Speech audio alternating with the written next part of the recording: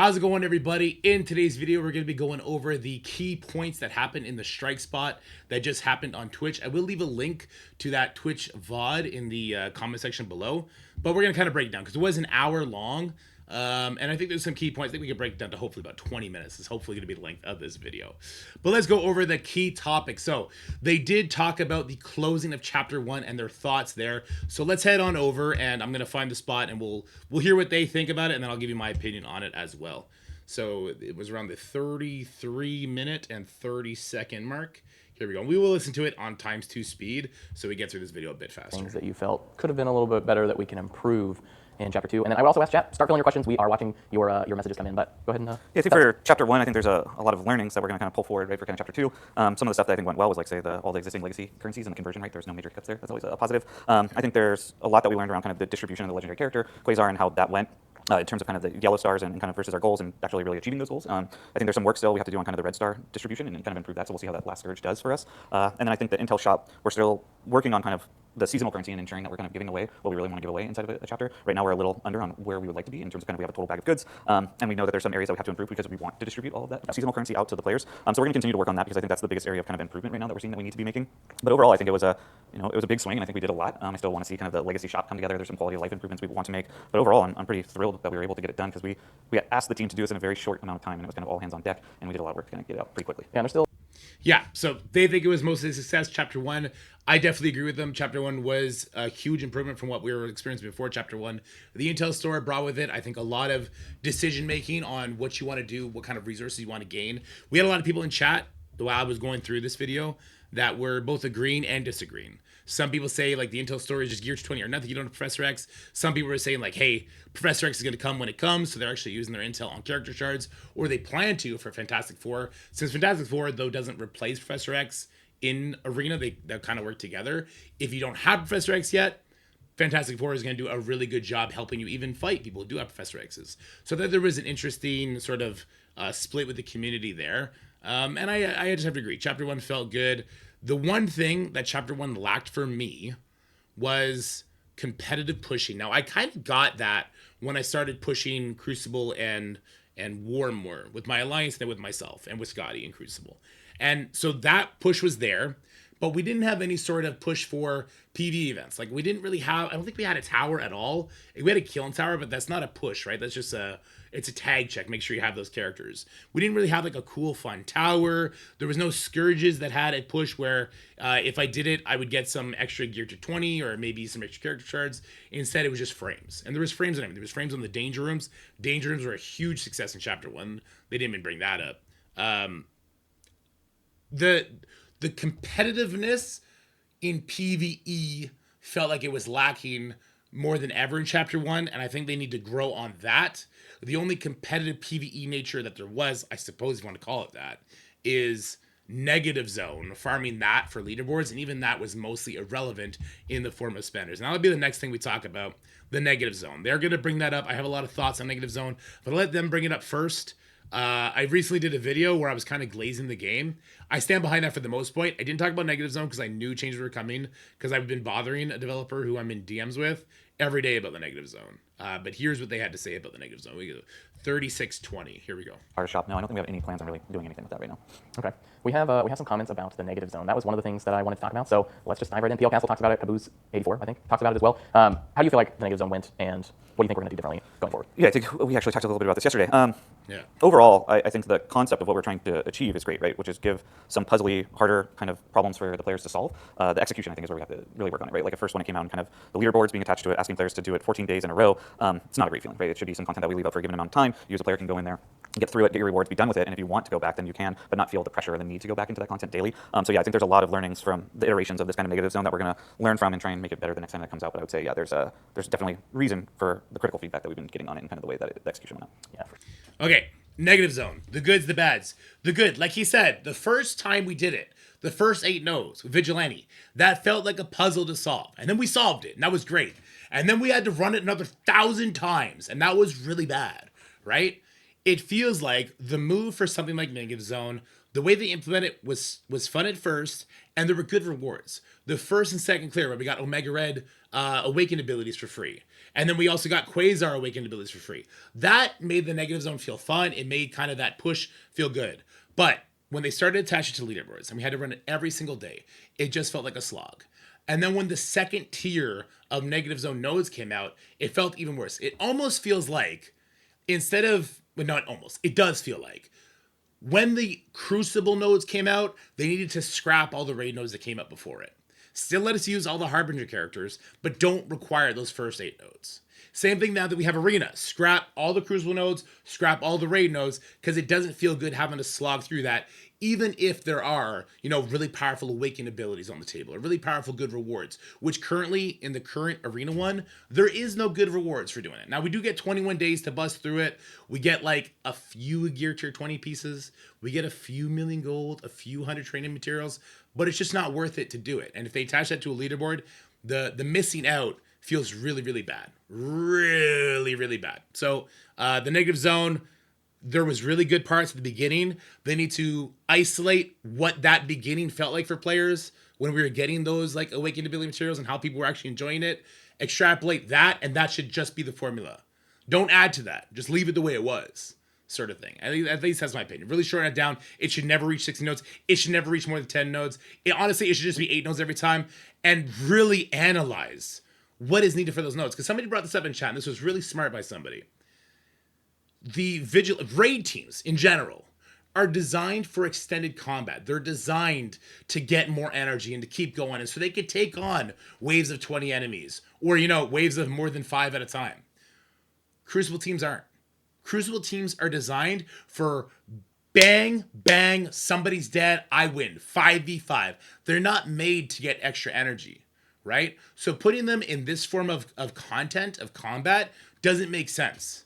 So it almost feels like for the raid portion, the Dark Dimension style made sense. But maybe for the Crucible portion of the negative zone, they switch it to be more like a saga, where there's, 8 nodes of Crucible fights, but the combat ends on that node. I 3-star that node using my Accursed team, or my whatever team, and then I can go to the next one. I can 3-star that. Now, obviously, the big change that needs to be, you cannot run the negative zone until the team has been fully released and hopefully the free-to-play part has been released, right? So you need to understand what teams thrive in what sort of combat. Vigilante are really good at getting energy. Accursed aren't. You can't do the 4 Crucible nodes with the Accursed team, even if you have a jacked up Accursed team. I have diamonds on Helverine. I have the other characters at 5 red stars. I cannot use my Accursed team to get through those 4 Crucible nodes, right? They need to realize the power of the teams, and it's great to give us this puzzle to solve with those teams, but make it make sense under the concept of that team. Anyway, I kind of rambled on a little bit there. But negative zone, good idea, bad execution. The first 8 nodes was good. The rest, not so good. Fix that. Never do 14-day leaderboards. Jesus Christ. Never do 14-day leaderboards again. All right, the next topic was U32 trophies. I'm going to fall on the other side of this as well from most players. So U32, you can lose trophies in there, right? And a lot of people don't like that. Let's hear what they have to say on that. On rankings actually counting during those tournaments. Yeah, it's one of the things that's kind of like hard-coded, quote-unquote, into the game. It's one of the things we have talked about and discussing and pulling it out. Because when you are in kind of a tournament, whether that's a 32%, 16% tournament, it shouldn't impact your rankings in the leagues for kind of moving forward. So that is like a quality of life improvement that I'll follow up on and see where it's at. But yeah, I would agree that it shouldn't impact the rankings, the overall rankings. There you go. They agree. They're trying to work on that. So U32, when they can finally get that code to work, shouldn't take away from your trophies. It shouldn't affect your standings. That's what people want to hear. Good. Leave it at that, right? All right, next coming up was the players' shop currencies. So a lot of people, especially new players, are having this issue where they're worried they're not going to be getting enough shop currency. And as a new player, there's a lot you still got to catch up on there, right? So here's what RJ had to say, and that came at, I didn't copy the time down. It's going to be coming up next, sometime here between 30 Do you have any and 40 plans minutes. to make it easier to get costumes, Jammer asks? About this 2 days ago. So hopefully we can share an update really soon. But yes, we're well aware that there are some costumes that a large, significant. But I haven't got it approved yet, so maybe we can do that. Is that like you're requesting it right now? So you're kind of like saying, No, I mean, mid-funnel players, early new players, reactivated players coming back to the game. There you go. So we want to give those player shop credits because we really don't want them using their seasonal currency, what we kind of call kitchen sink resources. So that is an active thing that we're working on that hopefully will go out pretty soon, and kind of how we're going to start to distribute more of those credits so that those players can have their access to it. But it's something we're well aware of that we need to tackle.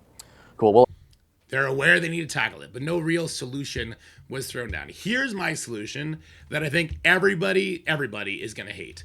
My solution is that you want to give that shop currency out, do it in blitz fights. If I were to sim this fight right now, I get absolutely nothing for this, right? I get absolutely nothing. This should award shop currency. Right now, blitzing, besides just milestones, is completely meaningless. Put shop currency here, let people farm that shop currency, make it a reasonable amount. So when new players come into the game or mid-game players that still need stuff from the various stores, and I don't mean they need stuff like they need the arena currency or they need to be able to buy their war stuff. I mean, like, these players still need to buy all of these character shards, right? Give it that way to them so they can farm it pretty easily, and you make blitz somewhat meaningful for mid-game players. The downside of that is if they're going to give a meaningful amount, they need to then take these orbs away, these blitz orbs. So what I think they should do personally, and you guys can fight me on this, I think a lot of people will, is they need to come out and say, hey guys, we're taking the gold out of the blitz orb and we're doing that in a month. So if you have a big supply of shop credits and you want to use that to get a bunch of gold, go and do that now, because in a month we're taking the gold out of the blitz orbs and we're then putting shop currency in blitz fights so people can actually farm that and just it'll solve that problem for them. Either that or they just start putting more into the showcases. They used to give us 200,000 in these showcases, and I think they kind of stopped, right? Let me see. I haven't actually done... No, I did this earlier. I forget if they actually gave us shop currency on this first chapter or not. We used to be able to farm it. Okay, so we can farm 500 here.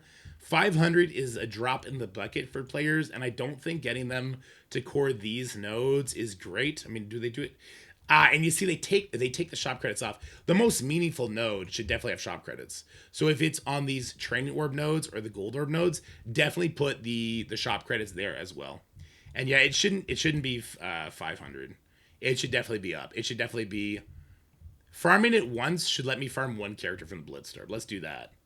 All right. So let me see what it's. I think it costs 2,000 blitz store characters. All right, so 2,000, 4,000. Let's call it 4,000. Yeah, every time I farm one of those nodes, it should give me 2,500. So I can do this, and that kind of will extrapolate to all of these. I'm not sure the exact number. They would have to break that down in some sort of spreadsheet, but it's got to make more sense if it's going to be farmed through those showcases. I tend to think you just take the gold out of the blitz orb with good warning so people can go in and buy it and just give a crazy amount so whenever it goes into this legacy store, these new characters, mid-game players and new players, they could just spam buy it. That's where I stand on it anyway. We got a new Fantastic Four environment coming to the game. This is interesting. I think it's been too long. Like when we got that big lighting update, I thought we were going to be getting environments spammed at us, but we were going to get a new Fantastic Four environment, which is cool. Different in-game events around that. I think it's going to be pretty cool. Yeah, I'm super excited for it. Know much about that we can share? I mean, you kind of already said the majority. I think there's a brand new environment, though, that's going into the game, right, that we're excited about, that revolves around the Fantastic Four and kind of the MCUB, but yeah. There you go. So new Fantastic Four environment. I hope it's the Baxter building. I hope we see Herbie flying around. That sounds pretty cool. Not much to talk about that, but that is something I just want to put on everyone's radar. Null Shards and the Battle World store, the future of the Battle World store. It was brought up like, okay, why don't we just roll the Battle World store into the other legacy stores? I think that's a mistake. I think that is a very endgame thought. I'm sure there's still players that are running out of that Battle World currency because they're farming new characters from it. I think, personally, that if you want to fix that Battle World store, there's a much better way to do it. And like I myself, I guess they just put in these characters, so I'm farming this now, but I'm only gaining this resource, right?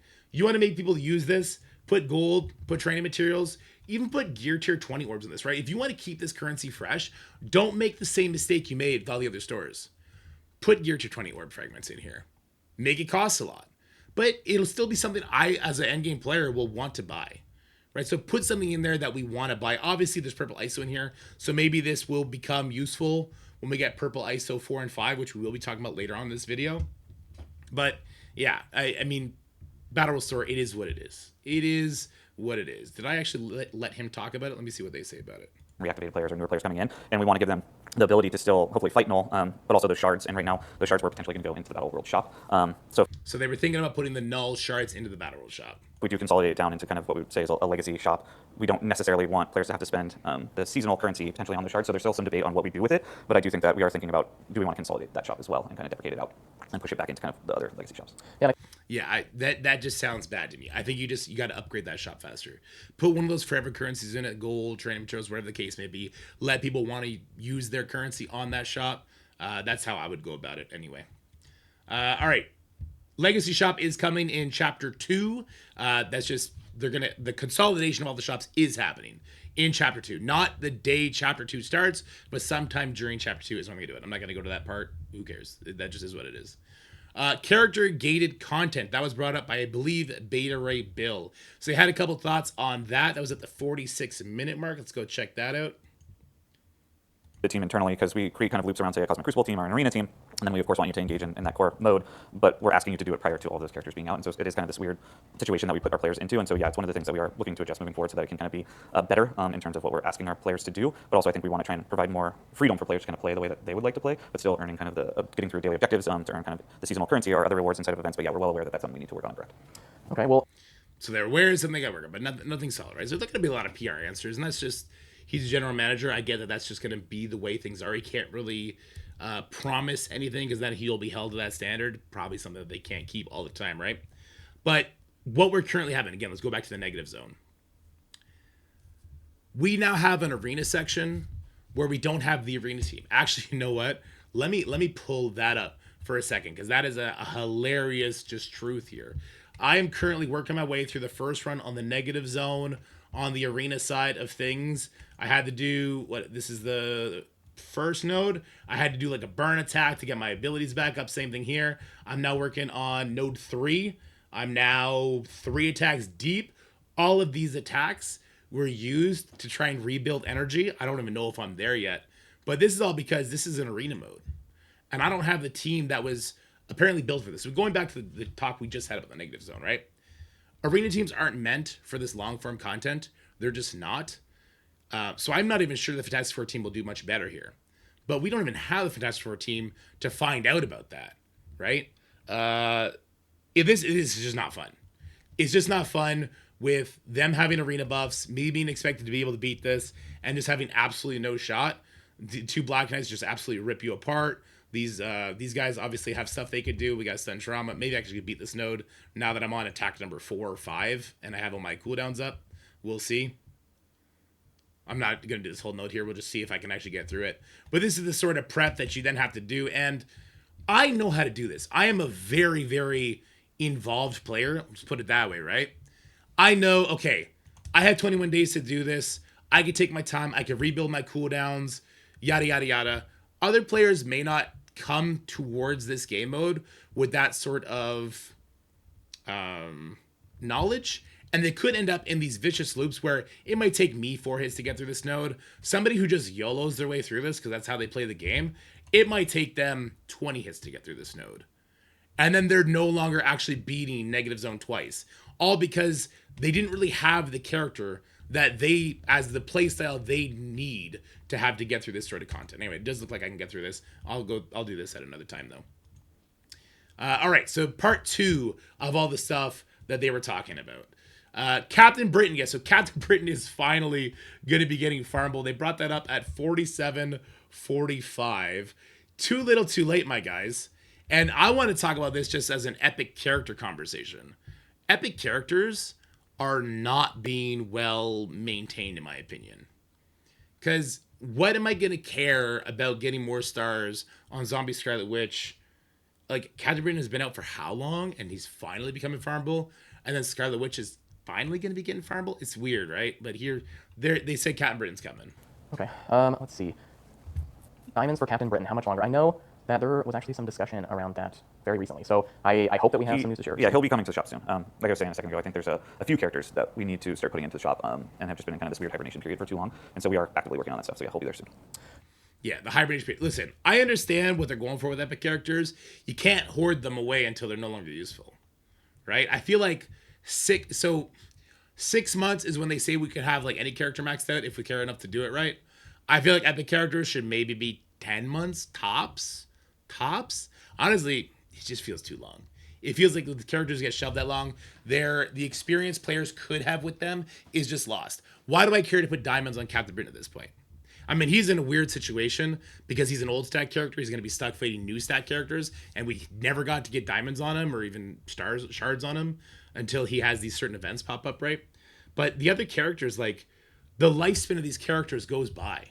It goes by too fast to be hoarding them, even on that epic straight. They need to come up with a better cadence for it, I guess is what I'm saying. Intel currency conversion. Not much to show here. They did talk about how the Intel currency is going to be resetting when Chapter 2 starts, right? So make sure that you keep an eye out. They're going to give us lots of warnings, but don't have any of your Intel currency carry over when Chapter 2 starts. I have 500,000 saved up right now. The second Invisible Woman goes in there, I'm going to start buying her up slowly. When Reed Richards comes out, that's how I plan to unlock Reed Richards. And if Franklin, I don't know if Franklin's going to be able to join the Intel store in time, or if he'll be the first character that's like part of the new currency, whatever that's going to be called for Chapter 2.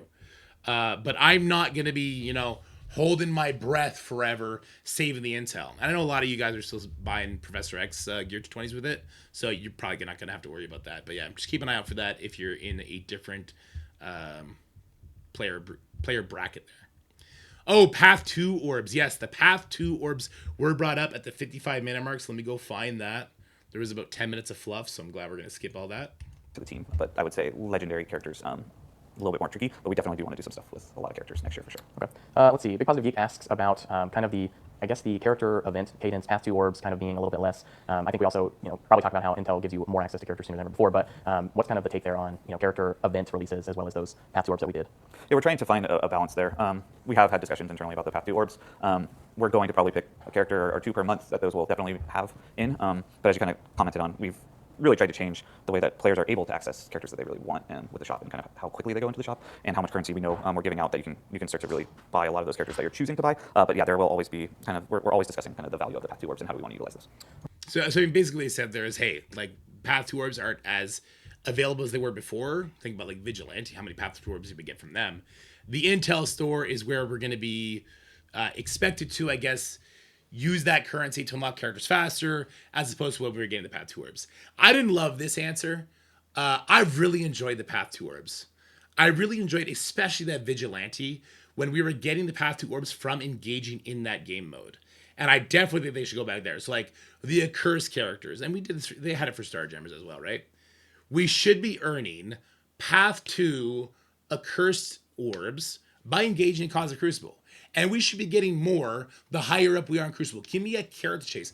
The flat rewards in all of our game modes is nice that it doesn't, bridge the gap to a crazy degree.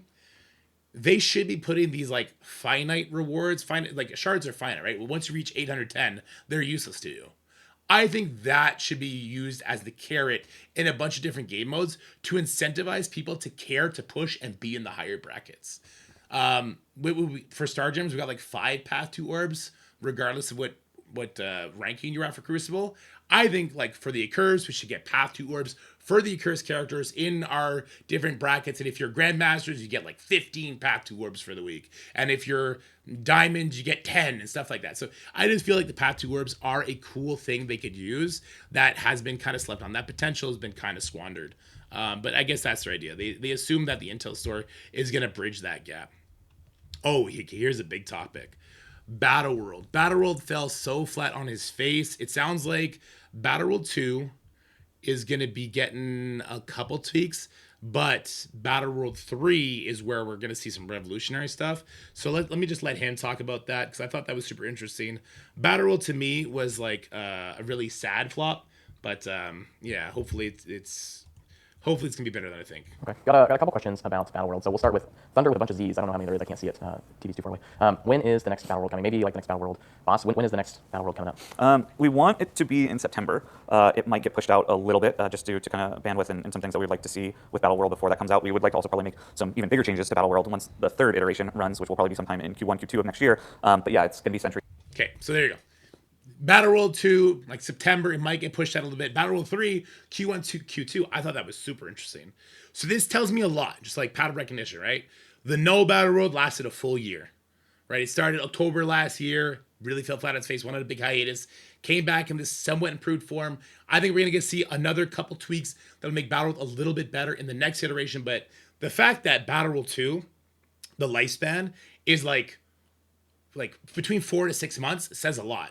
It tells me like they're right there with making kind of the big changes to Battle World they want, but they need more time to do it. So they're going to run Battle World 2, the Century Battle World, for that little abridged time. And then Battle World 3 is going to come out Q1, Q2. So I thought that was really interesting, but I'm no longer holding my breath that we're going to see sort of that big ask that I want from Battle World. Like the big ask I want from Battle World is a new way of combat. I don't want team deathmatch. I want like specific things that you need to do to score more points. And the more points you score, the more it kind of adds on. And that's how you unlock different zones. You finally reach that boss. And I want a leaderboard. I want a leaderboard that's competitive and not by spending. You don't spend points. But it's like, how much damage can I actually put on this node that'll affect the leaderboard, that'll affect how many shards I get for that Battle World boss character, that Century character is going to be the next one, right? Because right now, Battle World is raised 2.0. And I'm kind of worried it might stay that way with a couple changes, but who knows? Maybe those changes will be good enough to kind of like revitalize it in the sense that we're going to be excited for it. The biggest thing they could do to make people excited for it is, again, and some people hate leaderboards. I don't like spender leaderboards. I like leaderboards where it's like the effort you put in can translate to better rewards. Scourges was the best example of that, right? You didn't need to have a fully maxed out team in the Morgan Le Fay Scourge to score super high and get extra rewards for it. And that's what I would love Battle World to be. A skill expression where we could then, you as an alliance, we share like, okay, this is what I did on Sentry. This let me push the most amount of damage into Sentry. I mean, they got to fix the whole boss encounters. It can't be gated the way Null is, obviously. That's too much of a conversation to get into. But a skill expression that leads to a leaderboard, that leads to future, like better rewards than people who don't care about it, that aren't engaging with it as much. That's what I would want from Battle World, at least for Battle World 2. And then Battle World 3, I would love to have like a new take on gameplay. But it sounds like Battle World 2 is going to be, well, I guess we'll wait. We'll have to wait and see. I'm not holding my breath for it that much anymore, though. Professor X Red Stars. So yeah, they did touch on Professor X Red Stars. They touched on that at the hour mark. Not a clear answer on this one either, unfortunately. But I don't know if we're going to be able to talk about that super soon or not, but we are definitely working on one. Yeah, we have a roadmap internally that goes through next year. But yeah, I would say there's some stuff I know you guys would like to share and kind of show. So we are definitely, hopefully, can share some of that with the community. Yeah, I would love to be able to share that. Let's see here. When will Red Stars be back for Professor X? MC Ortiz asks. That's a good one. I don't have the exact dates, but I know that the LiveOps team is constantly repopping a lot of these things. So yeah, we could follow up with kind of the community on the exact dates, but there is, I know, plans in place for how they want to use them. Let's see. Plans based for how they want to use them. Nothing in stone. This was my big concern when I saw the Professor X Red Star event, if you will. Like, are people going to be unlocking Professor X at 2 Red Stars? That's not fun. That takes away a lot of the hype for the character. Feels like there should be a 4 or 5 Red Star minimum at this point for when you unlock him. You just get that. But it sounds like the live ops team might be leveraging those Red Stars in future events, which I don't love, because spenders, the current spenders, they don't care about that. Because getting Professor X unlocked for spenders wasn't completely unreasonable in the timetable because the extension they did on it, right? It's the non-spenders who are going to be looking for those Professor X Red Stars in, 6 months from now. How can the live ops team really leverage that in a fun way? I don't think they can. So I don't know. I hope they just kind of don't make the same mistake with Professor X Red Stars that they made for Odin, and they hold it for so long. I mean, yeah, I hope that's the case. Anyway. Anywho, there's Professor X Red Stars. Cataclysms. Cataclysms are brought up. We don't even talk about this too much. Cataclysms is the game mode all of y'all hate because it required like Gear 20 characters. And I agree with you. The gating of these like really hard cataclysmic modes, like the Temporal Cataclysm and the Professor X one on Gear 20 characters is a big mistake. Let the challenge speak for itself. The first Cataclysm we had did that, right? Which I think that was Temporal Cataclysm. Not a lot of rewards on that though. Again, this comes back to like what am I chasing in PvE? That's going to be fun. So I think Cataclysm, if they want to do for legendary characters, they're doing for Quasar, I think that's fine. Give me a Cataclysm where my time put in could maybe get me 1 or 2 Gear 220 pieces, right? Yeah, Cataclysm had the hidden rewards, which is not good either. Don't have hidden rewards. A really hard game mode, put no gates on it. No character gates, no gear tier gates, no diamond gates, none of that kind of crap, right? Put tags on it, sure. so that you can kind of make the nodes be a more interesting problem as opposed to, okay, just throw all our mythical characters at it. That's fine. But yeah, the Cataclysms, it's on their radar. It didn't sound like any time in the future, though, in my opinion. The Raid, War, and CC rewards update. I want to touch on this. This is at 1 hour and 5 minutes. And sorry, I know this video is already at 30 minutes, so it's a little bit long. Yeah, we model everything out. So it's basically a kind of distribution model that you look at kind of in terms of the saturation, the inflows, outflows, how much are we giving away, where are we giving it away, at what times. So Gear Tier 20 has been mapped out, and I think like for access rate, that's one of the things we try to really put into the shop that we think is of great value to the players. And I think as over time, you'll start to see more of those come into kind of rewards, event milestones, etc. But yeah, right now it's part of the plan of kind of the distribution that we're giving out right now. Okay. Well, Flyhigh asks for in-game players, I would say for all players, are we going to be updating rewards for Raid, War, and Crucible? And we kind of already hit on the challenges a little bit, but Raid, War, Crucible, kind of the main game modes. Yes, that's a conversation I was actually having with some people yesterday. I think that there is a need to start to slowly figure out which ones we want to update first, and then go to the second and the third, and so forth. But yeah, I would say there's probably going to be some updates to some of the core modes and some of the rewards, and maybe even some really nice chase items that we haven't done in a long time that we could put into some of those lanes, like some characters as an example, where we did that with Quicksilver with Cosmic Crucible. I'd like to revisit that so that there are kind of some really great reasons to go in and play some of those core lanes again. That's music to my ears. Like I like being competitive. I like pushing. But when there's not something worth pushing for, I think that's been draining on the community. These frames and everything, here's the thing. It's such a hard balance to strike, right? You want to give people something to push for so that the reward is worth the grind, but you also don't want to extend that gap between the haves and the have-nots too much, because then that snowball effect takes over and it gets a little bit crazy. But there's nothing right now. There's no reason for me to want to push Crucible rankings. The rewards are flat. Like when I let myself fall to like top 500 in Crucible. The difference between top 500 Crucible rewards and Grandmaster, which is where I'm now back at, it's not enough for me to care about. Same with War. Diamond War Alliance, that's tough to hold on to. There's a lot of like crazy killers in that top 8 elo hell that you always eventually run into, right? The Diamond rewards versus Plat 4 rewards, it's not enough to care about. Like when they put Quicksilver in the Crucible rewards at one time, that was enough to care about. Make it so that like the difference between being in Masters gets you a star level faster on whatever character's in there than if you were in Diamond. And same with Diamond to Gold. Same with Gold to Silver. Like make it matter. Don't make it be like a 5-star difference. Because if it's a 5-star difference, then it doesn't matter at all. At all. Anyway, I thought that was interesting. I do think that the rewards for pushing these game modes definitely needs to be expanded on in a pretty big way. Discord linking. I actually don't know what Discord linking is going to entail. I don't know what the benefits of it. I'm excited about that though. I'm actually more excited about something else they got working. Actually, you know what? I so don't know. I don't want to speak on it. So, their Discord linking is still happening. Hopefully, they didn't talk about it, but hopefully Discord linking, the big thing that'll do is make alliance recruitment and alliance finding seamless. Because that, I think, is still the biggest issue in the game, is it's so hard to find an active alliance that fits your playstyle. If they could solve that, that would solve a lot of the issues for players that aren't getting the type of rewards that they should be getting. Anyway, yeah. Quality of life. They got some quality of life improvements coming. I actually asked them about a different quality of life that they're not going to touch on here. But I asked about a lose button for War Crucible. Because right now there's a couple fights where we want to lose at a certain point. Or if we want to do a burn attack, we don't actually pull abilities. We end up pausing the game and sitting there for 5 minutes instead of having a lose button. I asked about that. I would love a retry button for when you're doing like Dark Dimension stuff or this negative zone stuff. There's a couple of quality of life improvements. They said that they know people are asking for that, so hopefully we'll see that in the future. But they talked about one that I thought was pretty interesting. I think it was like the War Helicarrier is a 3D model, and they're going to get rid of that 3D model so you load into War faster. But they had some other stuff too. I've been asking for a while now that we're working on is being able to visualize when a player has awakened abilities attached to them, right? Because that's something that when you're going in certain matches, that information is pretty valuable, and we're not really giving it to the players right now. So that is one of the things that we're working on. But there's a slew of quality of life improvements that we have in our backlog that we're just always slowly chipping away at. Yeah, and I know. So quality of life stuff still coming. Nothing concrete though. That's all right. All right. Roadmap. We got a roadmap, guys. Pretty big stuff. So this is our roadmap. It doesn't tell us much, not much that we didn't already know. So we know Chapter 2 is going to be this guy. There's been other pictures where it just looks like a lion's mane. The only character to me that looks like a lion's mane is Blastar.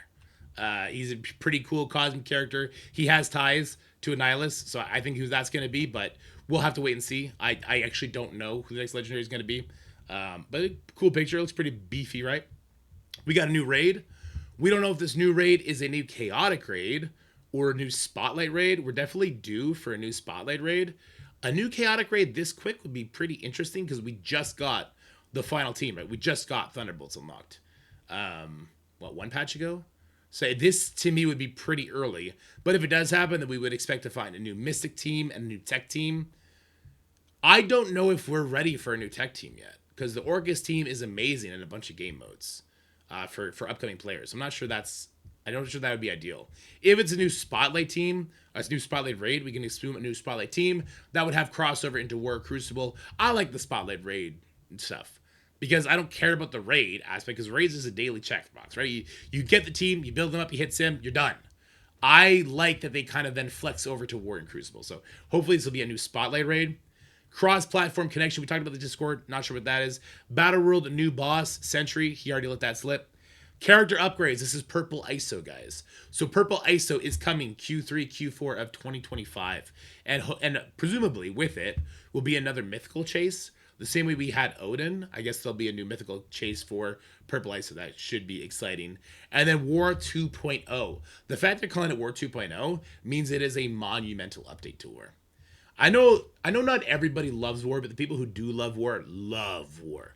When I got this new alliance I built together and we started getting people into voice chats and doing this, that, and the other, a couple people that used to hate War now say War is their favorite game mode.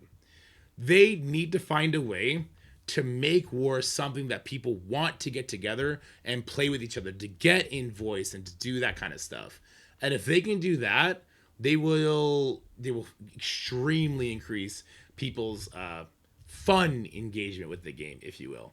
War's got the potential to be special for Marvel Strike Force. I've seen a lot of games that try and emulate War, and even if you do get into an active group and you start talking with people, it doesn't have the same effect. War can be special. They just got to figure out how to get it there, in my opinion. All right, we got a new raid coming in August. So this was something that Ryan let slip. This was at I've been talking to Jose as well on some of the Danger Room UI updates as well. Those look pretty. Maybe people will recognize them, but we're still gonna wait on that one. Don't spoil it. Don't spoil it. We have a new raid coming. Confirmed that we do have a new raid coming to the game. So there are going to be some raid teams on the horizon, which I'm really excited for. New raid, August, I believe. Ooh, there was a word there I missed. He said raid teams, not raid team. Hold on, let's back that up. Pathfinder said teams, not team. Again, that was at 123. Oh, that worries me. Hold on, let's run that back. Maybe people will recognize them, but we're still gonna wait on that one. Don't spoil it. Don't spoil it. We have a new raid coming. Confirmed that we do have a new raid coming to the game. So there are going to be some raid teams on the. Some raid teams, plural. Oof. I mean, maybe they could do a new Spotlight raid. Maybe they could do a Spotlight raid the same way the first Spotlight raid came out. How we had like Spider Society on it, and then eventually Spider Society went away, and Outflight went to the bottom. So maybe they could do it like that again. Maybe it'll be Spotlight 3, and the Mighty Avengers will be using the first couple of nodes, and there'll be a new team, and then a couple months they'll cycle that down, and they'll put another team that way. I hope it's Spotlight still. I hope it's not a new chaotic raid. That'd be unfortunate, especially with how we see they're kind of doing these new teams like Thunderbolts, kind of garbage everywhere.